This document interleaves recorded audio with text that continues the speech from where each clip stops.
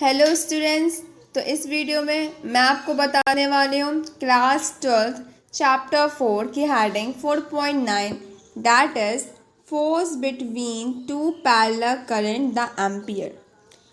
तो हम इसमें क्या करना है कि दो पैरेलल करंट है हमारे, मतलब कि यहाँ पर क्या हमने कंसिडर किया है कि यहाँ पर क्या है, यहाँ पर हमारे दो जो हैं वायर्स हैं जिसमें करंट फ्लो कर रहा है। अब उन दो वायर्स में जो करंट फ्लो कर रहा है, अगर हम उन दोनों को एक दूसरे के पास पास रख दें, अगर हम ये दो वायर जिसमें करंट फ्लो कर रहा है वो वायर कैसे पैरेलल हैं, तो उनके बीच क्या फोर्स लगेगा, किस तरह का फोर्स लगेगा, वो हम इस टॉपिक में पढ़ने वाले हैं।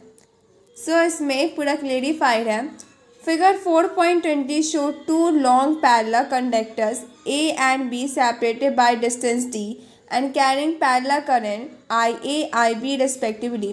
The conductor A produces the magnetic field BA at all points along the conductor B. The right hand thumb rule tells us that the direction of field is downward.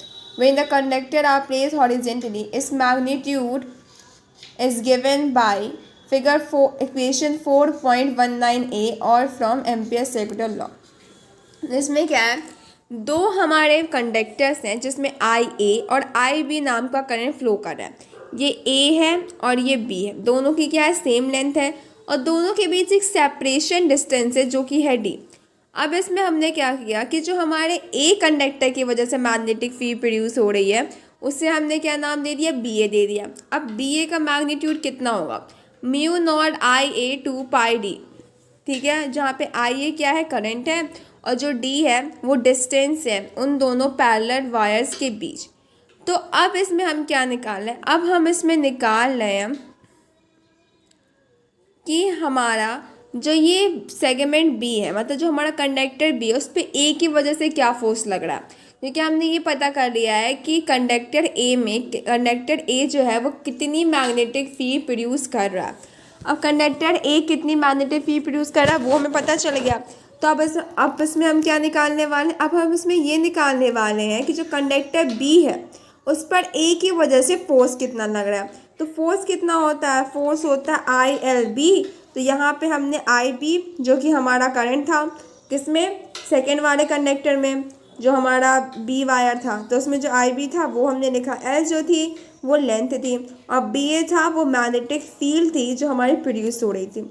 अब इसमें हमने क्या लगाया था कि ए की वजह से हमारे बी पर क्या फोर्स है। अगर हमें ये निकाल लो कि बी की वजह से ए पर कितना फोर्स लगेगा, तो जो फोर्स होगा उसका मैग्नीट्यूड सेम होगा, डायरेक्शन जो होगी वो अलग अलग हो जाएगी।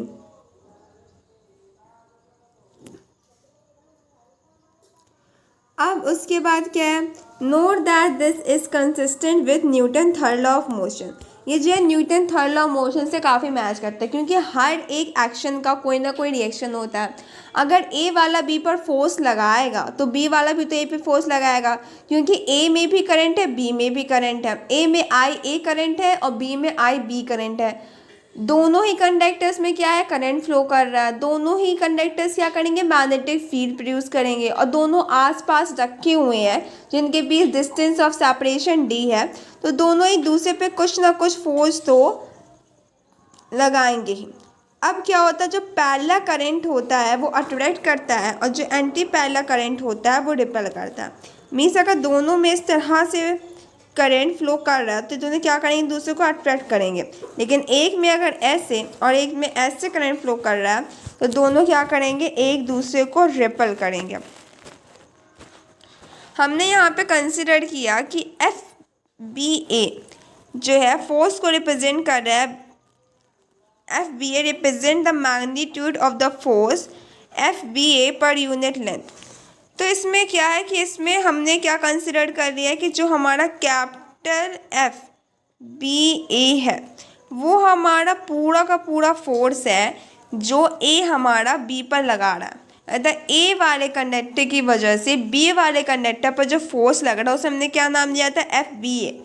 और यहाँ पे जो स्मॉल एफ बी ए है उसका मतलब है कि जो फोर्स लग रहा है ए की वजह से बी में, लेकिन वो फोर्स क्या है, पर यूनिट लेंथ है, मतलब उसमें लेंथ का जो रोल है वो पर यूनिट है। जो FBA था मतलब हमारी बहुत लंबी लेंथ थी, बहुत लंबी लेंथ थी हमारी, तो बहुत लंबी लेंथ में जो पूरा का पूरा वायर था, ए वायर पूरा का पूरा ए वायर था, वो पूरे के पूरे बी वाले वायर पर कितना फोर्स लगाया था। और ये जो स्मॉल FBA है उसका मतलब है कि 1 मीटर की लेंथ में जो ए वाला कंडक्टर है वो 1 मीटर बी वाले कंडक्टर पर कितना फोर्स लगाएगा।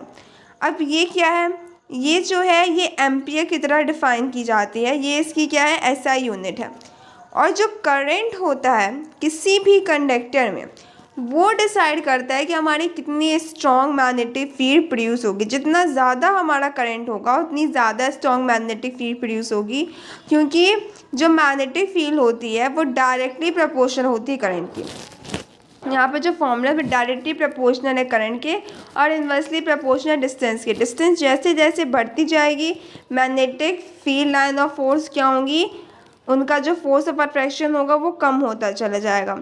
जो SI यूनिट होती है चार्ज की वो कूलॉम होती है और उसे हम एम्पियर्स के टर्म में डिफाइन करेंगे। मतलब एम्पियर क्या होता है वो हम डिफाइन करने वाले, कूलॉम्स तो हमें पता है क्या होता है, चार्ज की SI यूनिट होती है। और जो एम्पियर होता है वो करंट की SI यूनिट होती है। तो अब हम क्या करने वाले हैं, अब हम एम्पियर को डिफाइन करने वाले हैं। When a steady current 1 ampere is set up in a conductor, the quality of charge that flow through it in 1 second is called 1 coulomb. 1 coulomb को किस टर्म में डिफाइन किया गया है, 1 coulomb को एम्पियर्स के टर्म में डिफाइन किया गया है। तो इसमें कहा गया है कि जब 1 एम्पियर का करंट किसी भी कंडक्टर में फ्लो करता है कितने सेकंड तक, 1 सेकंड तक, तो 1 सेकंड तक फ्लो होने के बाद जो चार्ज प्रोड्यूस होता है उससे हम क्या कहते हैं, उसे हम कहते हैं 1 कूलॉम। ठीक, और ये वाला जो एक्सपेरिमेंट है, experiment rosette spiral for the attraction between parallel currents, ये वाला जो करंट है इसमें क्या है, इसमें आपकी एक एक्टिविटी दी गई है। एक्टिविटी के according magnetic field are generally smaller than electric effects. जो हमारे यहाँ से बिजली का झटका होता है वो काफ़ी स्ट्रॉन्ग लगता है, जो मैग्नेटिक इफेक्ट होता है वो काफ़ी ज़्यादा कम होता है। और इसमें जो हमारी जो एक हमारा प्रोपोर्शनलिटी फैक्टर होता है वो म्यू होता है, प्रोपोर्शनलिटी फैक्टर है वो म्यू होता है। और इसमें क्या होता है कि अब इस एक्टिविटी में हमें क्या फाइंड करना है, हमें अट्रैक्शन बिटवीन पैरेलल करंट जो है ये रोजेट स्पायरल ने अपने एक एक्सपेरिमेंट से फाइंड किया था कि जैसे तुम्हें 2 पैरेलल करंट कैरिंग वायर रखे हुए हैं उसमें किस तरह से फोर्स ऑफ अट्रैक्शन लगता है। तो उसके लिए उन्होंने क्या किया, 10 for a 5 ampere current in each wire at a separation of 1 centimeter, the force per meter would be 5 into 10 raised to power minus 4 Newton, which is about 50 mg weight. It could be like pulling a wire by a string going over a pulley, which is 50 mg weight is attached. The displacement of the wire would be quite unnoticeable. तो इसमें उन्होंने क्या किया है, इसमें उन्होंने current source, एक spring और एक मरकरी का यूज़ करके ये पता लगाया है कि किस तरह से जो हमारा मतलब 2 वायर्स हैं उनके बीच, अगर 2 वायर हैं जो कि पैरेलल हैं उनके बीच किस तरह से फोर्स ऑफ अट्रैक्शन लगेगा। तो उन्होंने पूरा का पूरा ये डेमोन्स्ट्रेशन दिया गया है, लेकिन एग्ज़ाम में ये सारी एक्टिविटी नहीं आती हैं। Hope you like the video, please like share to this video and subscribe my channel. Thank you so much.